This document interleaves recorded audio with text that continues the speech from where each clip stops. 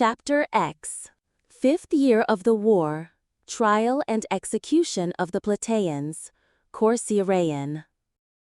During the same summer, after the reduction of Lesbos, the Athenians under Nicias, son of Niceratus, made an expedition against the island of Minoa, which lies off Megara and was used as a fortified post by the Megarians, who had built a tower upon it. Nicias wished to enable the Athenians to maintain their blockade from this nearer station instead of from Budorum and Salamis, to stop the Peloponnesian galleys and privateers sailing out unobserved from the island, as they had been in the habit of doing, and at the same time prevent anything from coming into Megara. Accordingly, after taking 2 towers projecting on the side of Nicaea by engines from the sea and clearing the entrance into the channel between the island and the shore, he next proceeded to cut off all communication by building a wall on the mainland at the point where a bridge across a morass enabled succors to be thrown into the island, which was not far off from the continent. A few days sufficing to accomplish this, he afterwards raised some works in the island also, and leaving a garrison there, departed with his forces. About the same time in this summer, the Plataeans, being now without provisions and unable to support the siege, surrendered to the Peloponnesians in the following manner. An assault had been made upon the wall, which the Plataeans were unable to repel. The Lacedaemonian commander, perceiving their weakness, wished to avoid taking the place by storm, his instructions from Lacedaemon having been so conceived in order that if at any future time peace should be made with Athens, and they should agree each to restore the places that they had taken in the war, Plataea might be held to have come over voluntarily and not be included in the list. He accordingly sent a herald to them to ask if they were willing voluntarily to surrender the town to the Lacedaemonians and accept them as their judges, upon the understanding that the guilty should be punished, but no one without form of law. The Plataeans were now in the last state of weakness, and the herald had no sooner delivered his message than they surrendered the town. The Peloponnesians fed them for some days until the judges from Lacedaemon, who were 5 in number. Upon their arrival, no charge was preferred. They simply called up the Plataeans and asked them whether they had done the Lacedaemonians and allies any service in the war then raging. The Plataeans asked leave to speak at greater length, and deputed 2 of their number to represent them, Astimachus, son of Asapolis, and Lacon, son of Amestus, proxenus of the Lacedaemonians, who came forward and spoke as follows. Lacedaemonians, when we surrendered our city, we trusted in you, and looked forward to a trial more agreeable to the forms of law than the present, to which we had no idea of being subjected. The judges also in whose hands we consented to place ourselves were you and you only, from whom we thought we were most likely to obtain justice, and not other persons, as is now the case. As matters stand, we are afraid that we have been doubly deceived. We have good reason to suspect not only that the issue to be tried is the most terrible of all, but that you will not prove impartial. If we may argue from the fact that no accusation was first brought forward for us to answer, but we had ourselves to ask leave to speak, and from the question being put so shortly that a true answer to it tells against us, while a false one can be contradicted. In this dilemma, our safest and indeed our only course seems to be to say something at all risks. Placed as we are, we could scarcely be silent without being tormented by the damning thought that speaking might have saved us. Another difficulty that we have to encounter is the difficulty of convincing you. Were we unknown to each other, we might profit by bringing forward new matter with which you were unacquainted. As it is, we can tell you nothing that you do not know already, and we fear, not that you have condemned us in your own minds of having failed in our duty towards you, and make this our crime, but that, to please a third party, we have to subject ourselves to a trial, the result of which is already decided. Nevertheless, we will place before you what we can justly urge, not only on the question of the quarrel which the Thebans have against us, but also as addressing you and the rest of the Hellenes, and we will remind you of our good services, and endeavor to prevail with you. To your short question, whether we have done the Lacedaemonians and allies any service in this war, we say, if you ask us as enemies, that to refrain from serving you was not to do you injury; if as friends, that you are more in fault for having marched against us. During the peace and against the Mede, we acted well. We have not now been the first to break the peace, and we were the only Boeotians who then joined in defending against the Mede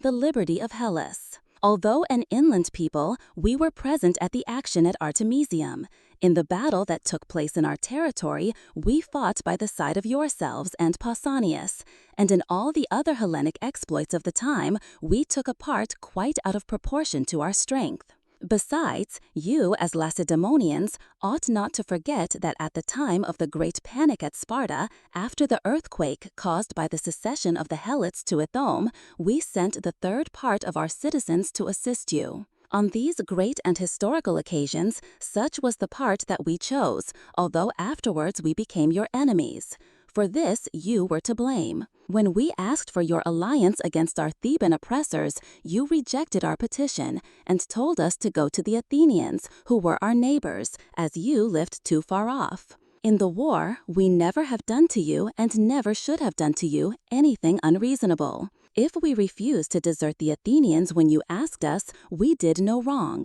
They had helped us against the Thebans when you drew back, and we could no longer give them up with honor, especially as we had obtained their alliance and had been admitted to their citizenship at our own request, and after receiving benefits at their hands. But it was plainly our duty loyally to obey their orders. Besides, the faults that either of you may commit in your supremacy must be laid not upon the followers, but on the chiefs that lead them astray. With regard to the Thebans, they have wronged us repeatedly, and their last aggression, which has been the means of bringing us into our present position, is within your own knowledge. In seizing our city in time of peace, and what is more, at a holy time in the month, they justly encountered our vengeance, in accordance with the universal law which sanctions resistance to an invader, and it cannot now be right that we should suffer on their account. By taking your own immediate interest and their animosity as the test of justice, you will prove yourselves to be rather waiters on expediency than judges of right. Although, if they seem useful to you now, we and the rest of the Hellenes gave you much more valuable help at a time of greater need. Now you are the assailants, and others fear you, but at the crisis to which we allude, when the barbarian threatened all with slavery, the Thebans were on his side. It is just, therefore, to put our patriotism then against our error now, if error there has been, and you will find the merit outweighing the fault, and displayed at a juncture when there were few Hellenes who would set their valor against the strength of Xerxes, and when greater praise was theirs who preferred the dangerous path of honor to the safe course of consulting their own interest with respect to the invasion. To these few we belonged, and highly were we honored for it, and yet we now fear to perish by having again acted on the same principles, and chosen to act well with Athens sooner than wisely with Sparta. Yet, in justice, the same cases should be decided in the same way,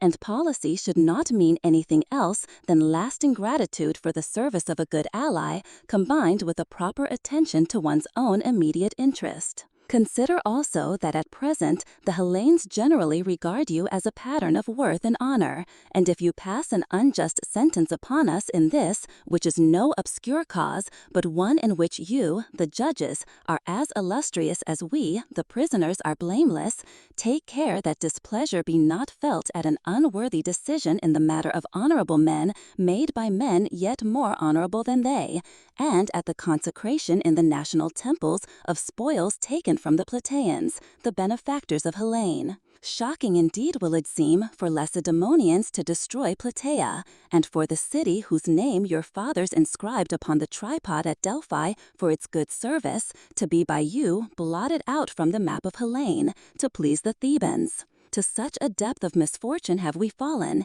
that while the Medes' success had been our ruin, Thebans now supplant us in your once fond regards, and we have been subjected to two dangers the greatest of any, that of dying of starvation then, if we had not surrendered our town, and now of being tried for our lives. So that we Plataeans, after exertions beyond our power in the cause of the Hellenes, are rejected by all, forsaken and unassisted, helped by none of our allies, and reduced to doubt the stability of our only hope, yourselves. Still, in the name of the gods who once presided over our confederation, and of our own good service in the Hellenic cause, we adjure you to relent, to recall the decision which we fear that the Thebans may have obtained from you, to ask back the gift that you have given them, that they disgrace not you by slaying us, to gain a pure instead of a guilty gratitude, and not to gratify others, to be yourselves rewarded with shame. Our lives may be quickly taken,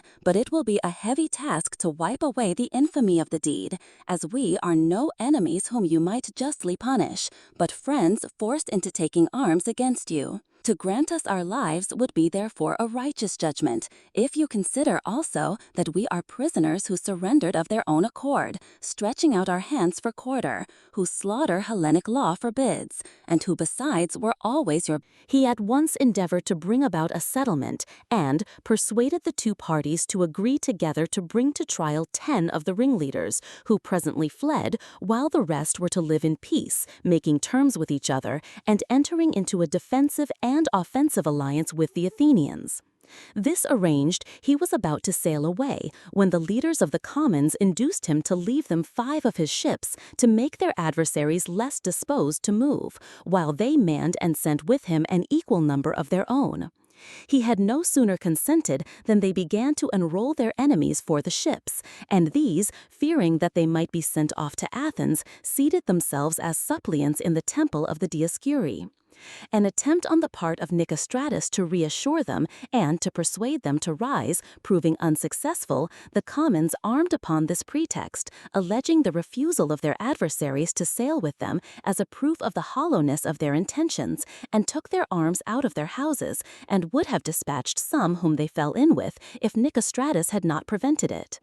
The rest of the party, seeing what was going on, seated themselves as suppliants in the temple of Hera, being not less than 400 in number, until the commons, fearing that they might adopt some desperate resolution, induced them to rise, and conveyed them over to the island in front of the temple, where provisions were sent across to them. At this stage in the revolution, on the 4th or 5th day after the removal of the men to the island, the Peloponnesian ships arrived from Selene, where they had been stationed since their return from Ionia, 53 in number, still under the command of Alcidas, but with Brasidas also on board as his advisor. And, dropping anchor at Sybota, a harbor on the mainland, at daybreak made sail for Corcyra. The Corcyraeans, in great confusion and alarm at the state of things in the city and at the approach of the invader, at once proceeded to equip 60 vessels, which they sent out, as fast as they were manned, against the enemy, in spite of the Athenians recommending them to let them sail out first, and to follow themselves afterwards with all their ships together. Upon their vessels coming up to the enemy in this straggling fashion, 2 immediately deserted. In others, the crews were fighting among themselves, and there was no order in anything that was done, so that the Peloponnesians, seeing their confusion, placed 20 ships to oppose the Corcyraeans, and ranged the rest against the 12 Athenian ships, amongst which were the 2 vessels Salamina and Perillus. While the Corcyraeans, attacking without judgment and in small detachments, were already crippled by their own misconduct, the Athenians, afraid of the numbers of the enemy and of being surrounded, did not venture to attack the main body or even the center of the division opposed to them, but fell upon its wing and sank 1 vessel. After which the Peloponnesians formed in a circle, and the Athenians rowed round them and tried to throw them into disorder. Perceiving this, the division opposed to the Corcyraeans, fearing a repetition of the disaster of Naupactus, came to support their friends, and the whole fleet now bore down, united, upon the Athenians, who retired before it, backing water, retiring as leisurely as possible, in order to give the Corcyraeans time to escape, while the enemy was thus kept occupied. Such was the character of this sea fight, which lasted until sunset. The Corcyraeans now feared that the enemy would follow up their victory and sail against the town and rescue the men in the island, or strike some other blow equally decisive, and accordingly carried the men over again to the temple of Hera and kept guard over the city. The Peloponnesians, however, although victorious in the sea fight, did not venture to attack the town, but took the 13 Corcyraean vessels which they had captured, and with them sailed back to the continent from whence they had put out. The next day equally they refrained from attacking the city, although the disorder and panic were at their height, and though Brasidas, it is said, urged Alcidas, his superior officer, to do so. But they landed upon the promontory of Leukimme and laid waste the country. Meanwhile, the commons in Corcyra, being still in great fear of the fleet attacking them, came to a parley with the suppliants and their friends in order to save the town, and prevailed upon some of them to go on board the ships, of which they still manned 30, against the expected attack. But the Peloponnesians, after ravaging the country until midday, sailed away, and towards nightfall were informed by beacon signals of the approach of 60 Athenian ships from Leucas, under the command of Eurymedon, son of Thucles, which had been sent off by the Athenians upon the news of the revolution and of the fleet with Alcidas being about to sail for Corcyra. The Peloponnesians accordingly at once set off in haste by night for home, coasting along shore, and hauling their ships across the isthmus of Leucas in order not to be seen doubling it, so departed. The Corcyraeans, made aware of the approach of the Athenian fleet and of the departure of the enemy, brought the Messenians from outside the walls into the town, and ordered the fleet which they had manned to sail round into the Hylaic harbor, and, while it was so doing, slew such of their enemies as they laid hands on, dispatching afterwards as they landed them those whom they had persuaded to go on board the ships. Next, they went to the sanctuary of Hera and persuaded about 50 men to take their trial, and condemned them all to death. The mass of the suppliants who had refused to do so, on seeing what was taking place, slew each other there in the consecrated ground, while some hanged themselves upon the trees, and others destroyed themselves as they were severally able. During 7 days that Eurymedon stayed with his 60 ships, the Corcyraeans were engaged in butchering those of their fellow citizens whom they regarded as their enemies, and although the crime imputed was that of attempting to put down the democracy, some were slain also for private hatred, others that their debtors because of the moneys owed to them. Death thus raged in every shape, and, as usually happens at such times, there was no length to which violence did not go. Sons were killed by their fathers, and suppliants dragged from the altar or slain upon it, while some were even walled up in the temple of Dionysus and died there. So bloody was the march of the revolution, and the impression was the greater, as it was one of the first to occur. Later on, one may say, the whole Hellenic world was convulsed, struggles being everywhere made by the popular chiefs to bring in the Athenians, and by the oligarchs to introduce the Lacedaemonians. In peace, there would have been neither the pretext nor the wish to make such an invitation, but in war, with an alliance always at the command of either faction for the hurt of their adversaries and their own corresponding advantage, opportunities for bringing in the foreigner were never wanting to the revolutionary parties. The sufferings which revolution entailed upon the cities were many and terrible, such as have occurred and always will occur, as long as the nature of mankind remains the same, though in a severer or milder form, and varying in their symptoms according to the variety of the particular cases. In peace and prosperity, states and individuals have better sentiments, because they do not find themselves suddenly confronted with imperative necessities. But war takes away the easy supply of daily wants, and so proves a rough master that brings most men's characters to a level with their fortunes. Revolution thus ran a course from city to city, and the places which it arrived at last, from having heard what had been done before, carried to a still greater excess the refinement of their inventions, as manifested in the cunning of their enterprises and the atrocity of their reprisals.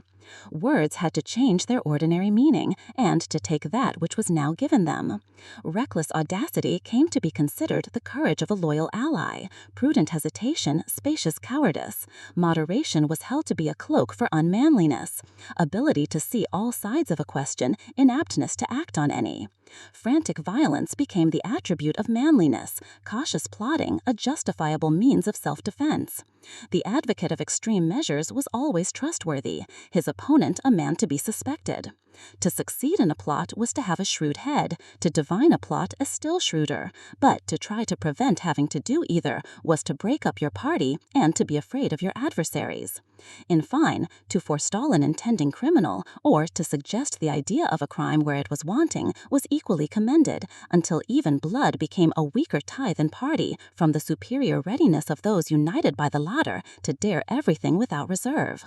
For such associations had not in view the blessings derivable from established institutions, but were formed by ambition for their overthrow, and the confidence of their members in each other rested less on any religious sanction than upon complicity in crime. The fair proposals of an adversary were met with jealous precautions by the stronger of the two, and not with a generous confidence. Revenge also was held of more account than self-preservation. Oaths of reconciliation, being only proffered on either side to meet an immediate difficulty, only held good so long as no other weapon was at hand. But when opportunity offered, he who first ventured to seize it and to take his enemy off his guard thought this perfidious vengeance sweeter than an open one, since, considerations of safety apart, success by treachery won him the palm of superior intelligence. Indeed, it is generally the case that men are readier to call rogues clever than simpletons honest, and are as ashamed of being the second as they are proud of being the first. The cause of all these evils was the lust for power arising from greed and ambition, and from these passions proceeded the violence of parties once engaged in contention. The leaders in the cities, each provided with the fairest professions, on the one side with the cry of political equality of the people, on the other of a moderate aristocracy, sought prizes for themselves in those public interests which they pretended to cherish, and, recoiling from no means in their struggles for ascendancy, engaged in the direst excesses. In their acts of vengeance they went to even greater lengths, not stopping at what justice or the good of the state demanded, but making the party caprice of the moment their only standard, and invoking with equal readiness the condemnation of an unjust verdict or the authority of the strong arm to glut the animosities of the hour. Thus religion was in honor with neither party, but the use of fair phrases to arrive at guilty ends was in high reputation. Meanwhile, the moderate part of the citizens perished between the two,